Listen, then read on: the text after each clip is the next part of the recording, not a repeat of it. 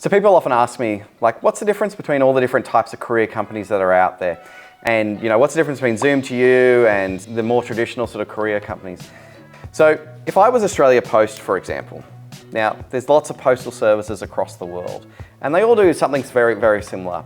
Australia Post is generally going to be your slower type of service. They've got a van, and it's always branded, and this van goes back to their central depot.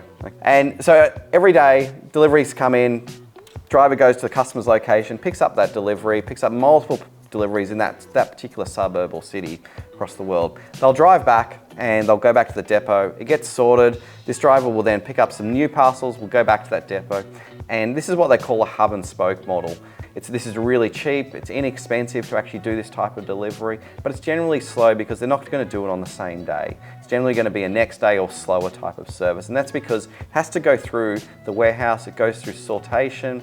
There's a lot more risk in going through sortation in sort of parcels being damaged because they are going through these big machines to actually get sorted. So in that model, that's with your sort of traditional next day courier, your slower service, postal type service.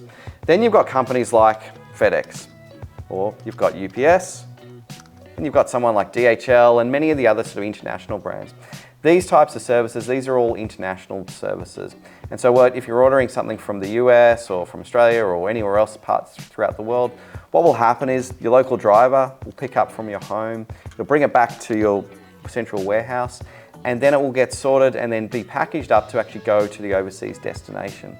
Once it arrives at the overseas destination, and with services like UPS and FedEx and DHL, for example, these are all express international services. So it's going on a plane, and sometimes you can get to the other side, gets there overnight, and in a matter of days, your parcel can be received from an overseas destination. So they're generally very fast, but generally, once it's actually arrived, it's going to be delivered, the next day. It's not going to be a same-day service or anything like that.